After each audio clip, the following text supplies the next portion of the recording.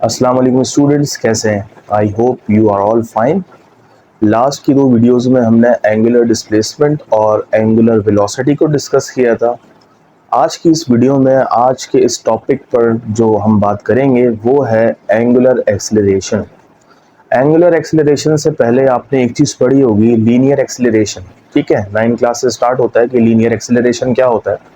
तो आप बताते थे कि जब भी वेलोसिटी चेंज होती है तो जो क्वांटिटी प्रोड्यूस होती है उसको हम कहते हैं एक्सीलरेशन। ठीक है, या फिर डेफिनेशन बनती थी, the rate of change of velocity is called acceleration. मतलब जब भी वेलोसिटी टाइम के रिस्पेक्ट से चेंज होगी उसको हम बोलेंगे एक्सीलरेशन। ठीक है, लेकिन अभी जो बात हो रही है वो हो रही है एंगुलर एक्सीलरेशन की। और एंगुलर एक्सीलरेशन क्या होता है स्टूडेंट्स, आप खुद बताइए। अगर वहां डेफिनेशन बन रही थी the rate of change of velocity is called acceleration, तो एंगुलर एक्सीलरेशन की डेफिनेशन क्या होगी? The rate of change of angular velocity.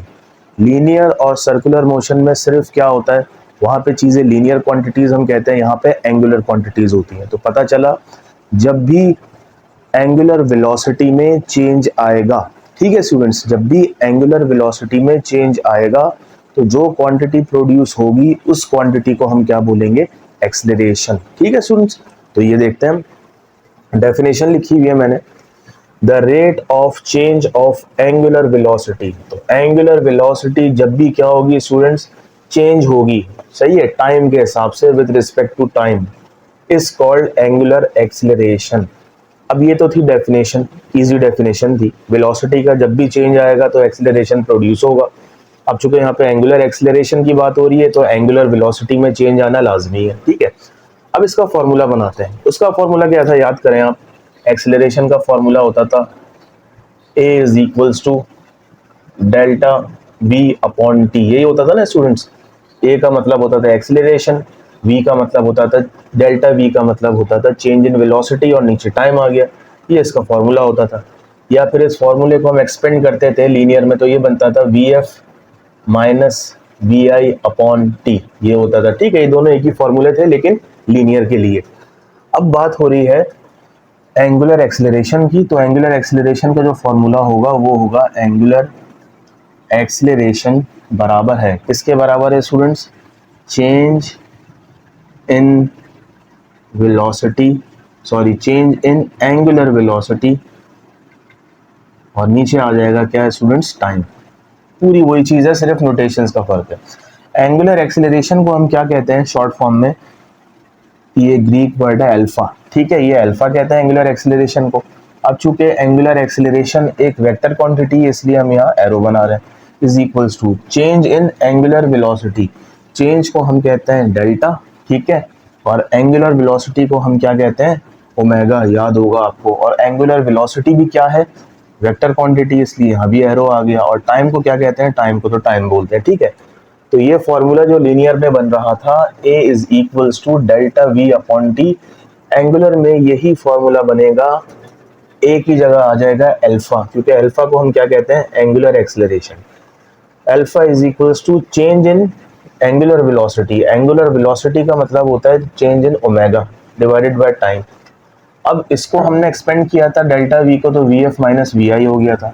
अब जरा इसको एक्सपेंड करें तो ये बन जाएगा ओमेगा एफ माइनस ओमेगा आई। ठीक है स्टूडेंट्स, वही चीज आ गई अपॉन टाइम। तो ये एक और फॉर्मूला बन गया, alpha is equals to omega f मतलब final angular velocity minus initial angular velocity divided by time is called angular acceleration. तो ये तो था फॉर्मूला। ठीक है स्टूडेंट्स,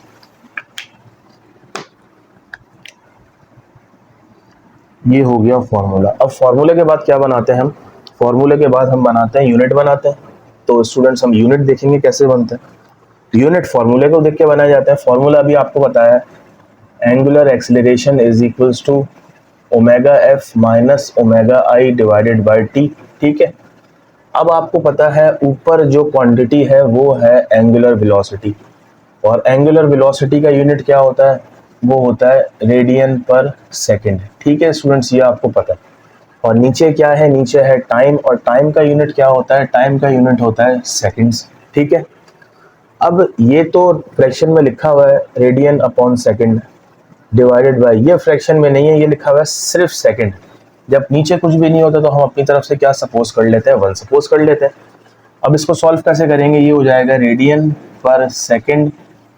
अब ये जो डिवाइड का साइन है ये छोटी क्लासेस में बताते हैं, ये किस में कन्वर्ट हो जाता है, मल्टीप्लाई में, और नीचे वाली चीज रेसिप्रोकल हो जाती है, ये हो जाएगा 1/2। तो रेडियन को 1 से मल्टीप्लाई करेंगे तो ये बन जाएगा रेडियन अपॉन सेकंड को सेकंड से करेंगे, सेकंड सेकंड से हो जाएगा सेकंड स्क्वायर। तो एक्सेलरेशन का जो यूनिट बना है वो क्या बना है स्टूडेंट्स, रेडियन पर सेकंड स्क्वायर। ठीक है, या फिर आप इसको ऐसा भी कर सकते हैं, रेडियन एज इट इज लिखे रहें, और सेकंड की पावर 2 है, ऊपर जाके ये हो जाएगा सेकंड -2। तो ये एक और यूनिट बन गया, तो दोनों एक ही यूनिट है। तो यूनिट क्या हो गया, रेडियन पर सेकंड स्क्वायर या फिर रेडियन सेकंड -2। ठीक है। अच्छा, अगर लीनियर की बात करते थे तो लीनियर में हमारे पास जो यूनिट बनता था एक्सेलरेशन का वो बनता था मीटर पर सेकंड स्क्वायर। ठीक है स्टूडेंट्स, याद हो गया।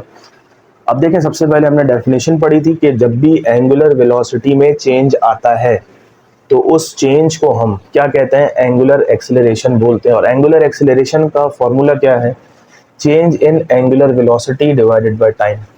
एंगुलर वेलोसिटी को हम ओमेगा कहते हैं और चेंज को डेल्टा बोलते हैं। तो this becomes alpha is equals to, what is alpha, alpha is nothing but angular acceleration, change in angular velocity divided by time. इसको हमने एक्सपेंड किया तो ये हो गया final angular velocity minus initial angular velocity divided by time.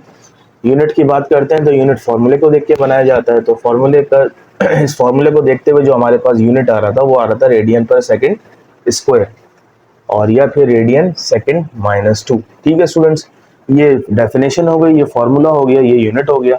अब बात करते हैं एक्सेलरेशन जो है एक वेक्टर क्वांटिटी है और वेक्टर क्वांटिटी का मैग्नीट्यूड भी होता है और डायरेक्शन भी होता है। आपने पढ़ा होगा क्लास 9th में, what are vector and what are scalars.